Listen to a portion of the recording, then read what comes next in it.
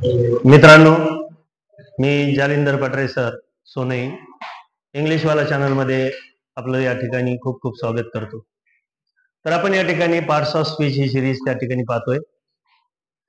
तर आजचा जो प्रकार आहे तो ॲडव्हर्ब्स आहे आणि याच्या अगोदर आपण त्या ठिकाणी नाऊन म्हणजे काय पाहिलेलं आहे. शॉर्ट म्हणजे नाऊन म्हणजे काय, तो नाव. प्रोनाऊन म्हणजे काय, नामाच्या ऐवजी वापरला जाणारा शब्द. त्याच्यानंतर आपण ऍडजेक्टिव्ह पाहिलं.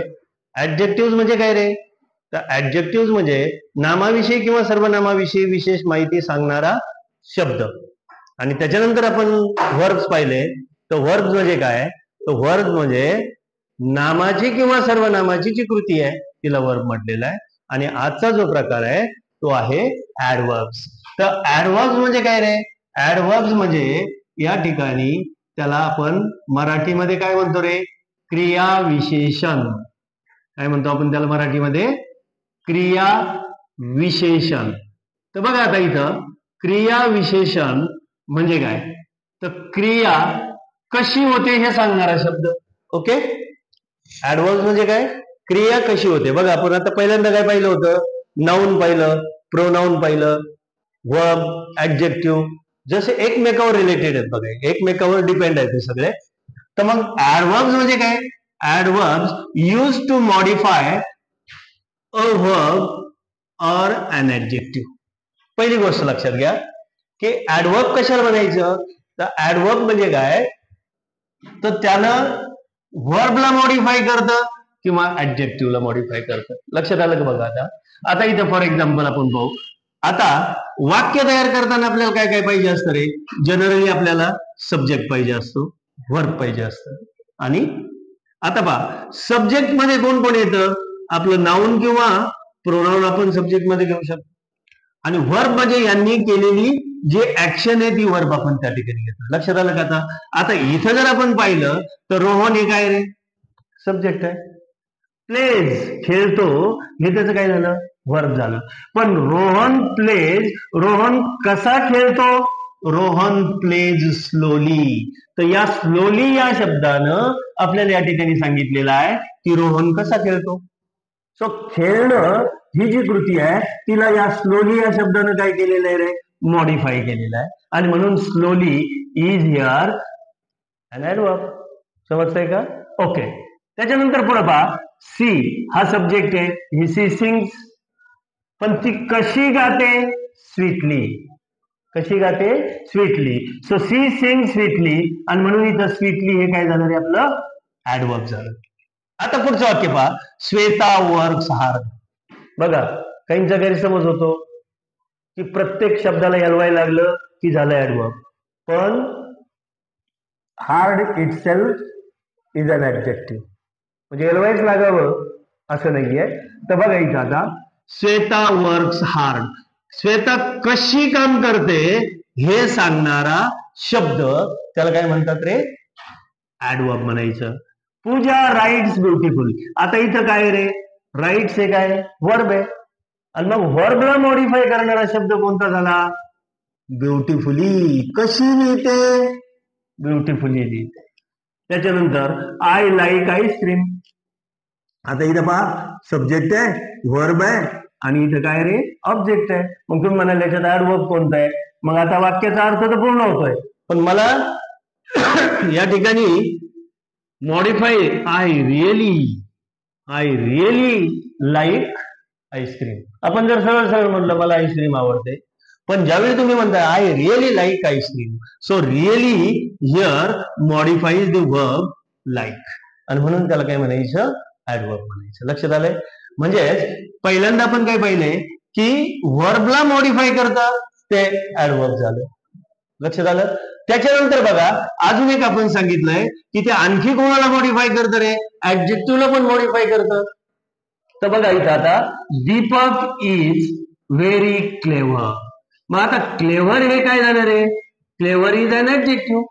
क्लेव्हर इज अन ऍडजेक्टिव्ह आणि त्याला मॉडिफाय कोणी केलाय, so very is here adverb. लक्षात आलं.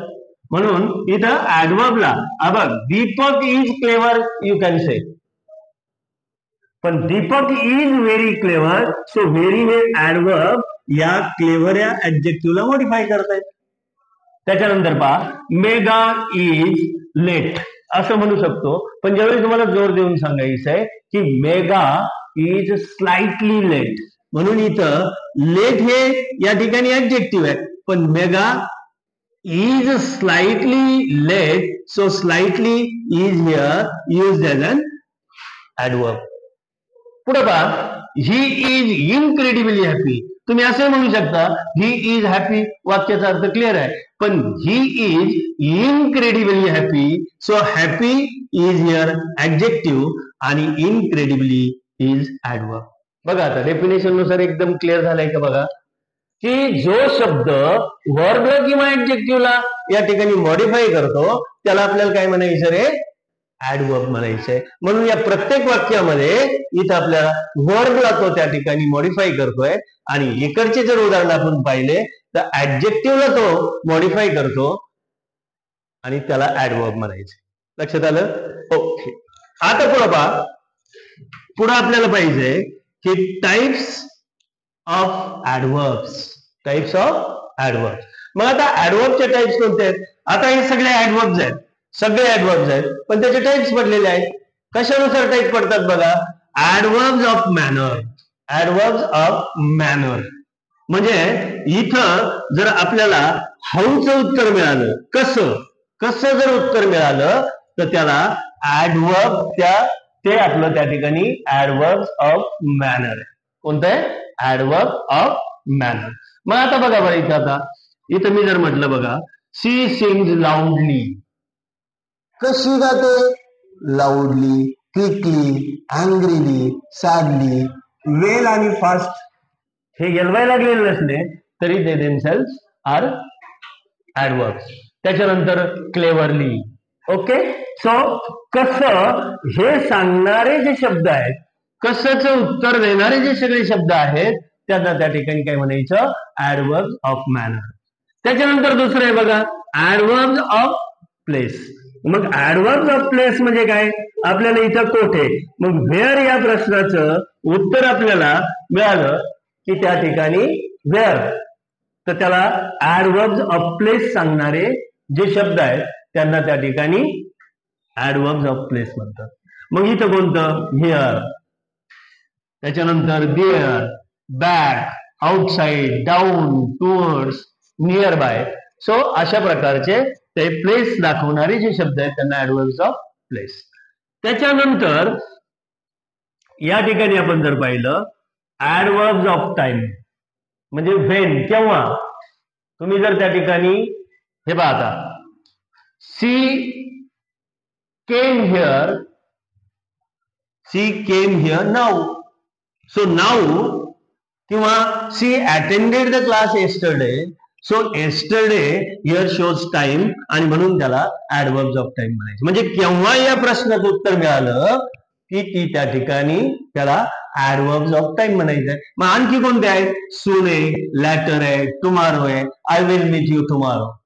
आय विल मीट यू, पण ज्यावेळी तुम्ही म्हणणार आहे I will meet you tomorrow, so tomorrow is a word which shows time आणि म्हणून त्याला आपल्याला ऍडवर्ब ऑफ टाइम म्हणायचंय. Already, tonight, then, the last year, the last month. So these adverbs are adverbs of time.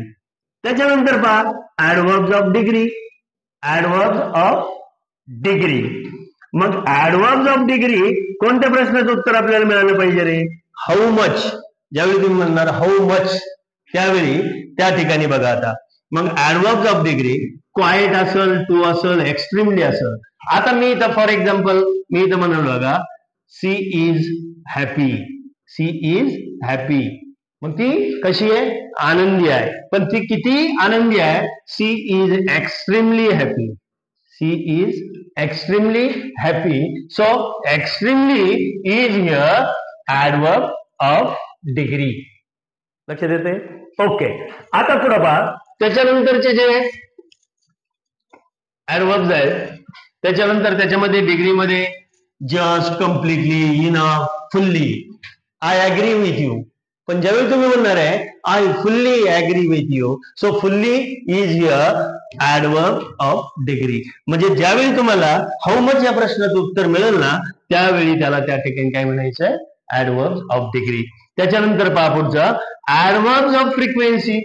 Frequency म्हणजे इथं तुम्हाला कोणत्या प्रश्नाचं उत्तर मिळालं पाहिजे रे, हाऊ ऑफन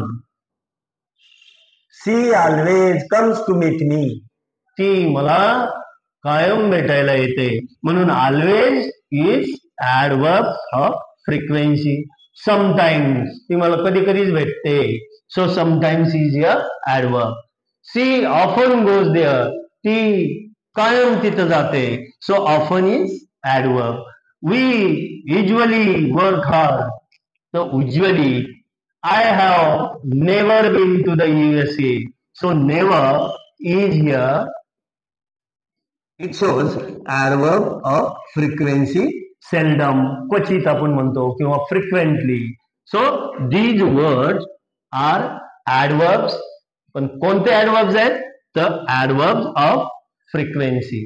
त्याच्यानंतर पहा adverbs of certainty. मग आता सर्टनटी सांगणारे, श्युअरिटी देणारे, surely, certainly, definitely, these adverbs are used to show certainty. Then interrogative adverbs, त्याचा आणखी एक प्रकार कोणता आहे, interrogative adverbs. मग याच्यामध्ये कोणते येतात रे, when, why, where, these are, आपण interrogative pronouns पण पाहिलेले आहेत. आता इथे interrogative adverbs पण आपल्याला पाहिजे. त्याच्यानंतर रिलेटिव्ह adverbs, रिलेशन दाखवणारे जे ऍडवर्ब्स आहेत ते कोणते आहेत रे, व्हाईल, वेअर ॲज, हाऊ. तर मित्रांनो बघा आता इथं शॉर्ट मध्ये ऍडवर्ब्स तुमचं एकदम क्लिअर झालं असेल आता, कारण ऍडवर्ब्स म्हणजे काय रे, क्रिया कशी होते. लक्षात घ्या, क्रिया कशी होते हा सांगणारा शब्द त्याला काय म्हणायचं रे, ऍडवर्ब म्हणायचं. आणि ते काय मॉडिफाय करतं, ते एक वर्ब मॉडिफाय करतं किंवा ऍडजेक्टिव्ह मॉडिफाय करतं. तर हे एक्झाम्पल्स आपल्याला इकडं ऍडजेक्टिव्ह मॉडिफाय करताना वर्बलेले ऍडवर्ब्स तुम्हाला दिसतील, आणि इकडं वर्ब कृती कशी झाली म्हणजे इथं वर्बला मॉडिफाय करणारे आहेत. आणि त्याच्यानंतर टाइप्स ऑफ ऍडवर्ब्स मध्ये आपण ऍडवर्ब्स ऑफ मॅनर हे नेहमी कसं म्हणजे हाऊ याचं उत्तर आपल्याला त्या ठिकाणी मिळतं, त्याला ऍडवर्ब्स ऑफ मॅनर म्हणतात. आणि ज्यावेळी व्हेअरचं उत्तर मिळतं त्यावेळी त्याला ऍडवर्ब्स ऑफ प्लेस. लक्षात आलं. त्याच्यानंतर ऍडवर्ब्स ऑफ टाइम, व्हेनचं उत्तर आपल्याला मिळत आहे, है की नाही. त्याच्यानंतर ऍडवर्ब्स ऑफ डिग्री जर म्हटलं तर त्या ठिकाणी हाऊ मच, नाही का, हाऊ मच. आणि ऍडवर्ब्स ऑफ फ्रिक्वेन्सी म्हणजे हाऊ ऑफन, किती वेळा, हे सांगणारे जे ऍडवर्ब्स आहेत. त्याच्यानंतर सर्टन्टी, त्याच्यानंतर इंट्रॉगेटिव्ह आणि रिलेटिव्ह ऍडवर्ब्स आहेत. लक्षात आलंय. तर अशा प्रकारे हे जे सगळे आहेत हे वाक्यात कुठेही तुम्हाला असतील तर त्यांना तुम्हाला काय म्हणायचंय, तर त्या ठिकाणी ऍडवर्ब्स म्हणायचंय. आता याचं पोझिशनिंग कसं आहे बघा. पहिले जे 3 ऍडवर्ब्स आहेत, adverb of manner, adverb of place, adverb of time, हे जनरली वाक्याच्या शेवटी येतात. आणि त्याच्यानंतर ऍडवर्ब्स ऑफ डिग्री आणि ऍडवर्ब्स ऑफ फ्रिक्वेन्सी हे मध्ये पण येतात आणि लास्टला पण येतात. तसंच ऍडवर्ब्स ऑफ फ्रिक्वेन्सी आणि या प्रकारे आपल्याला हे सगळे ऍडवर्ब्स मला वाटतं त्या ठिकाणी क्लिअर होतील. लक्षात आलंय. तर मग वाक्याचा समजा सब्जेक्ट वर्ब ऑब्जेक्ट असेल तर त्याच्यामध्ये ऑब्जेक्टच्या मध्ये आपल्याला या ठिकाणी सब्जेक्ट आणि वर्ब नाउन प्रोनाउन आलं की सब्जेक्ट होत आहे. वर्ब म्हणजे काय रे, ऍक्शन आहे. आणि या ठिकाणी वाक्याला मॉडिफाय करण्यासाठी किंवा या वर्बला किंवा ऍडजेक्टिव्हला मॉडिफाय करण्यासाठी जो शब्द त्या ठिकाणी वापरला जातो त्याला त्या ठिकाणी काय म्हणायचं रे, ऍडवर्ब्स म्हणायचे. तर मित्रांनो अशाच प्रकारे आणखी व्हिडिओ आपण त्या ठिकाणी घेऊन येणार आहोत. जर कोणाला काही याच्यामध्ये अडचण असेल तर निश्चितपणानं कमेंट बॉक्समध्ये त्या ठिकाणी सांगा. त्यावर त्या ठिकाणी आपण निश्चितपणानं वेगवेगळे व्हिडिओ घेऊन येऊ. धन्यवाद. बाय.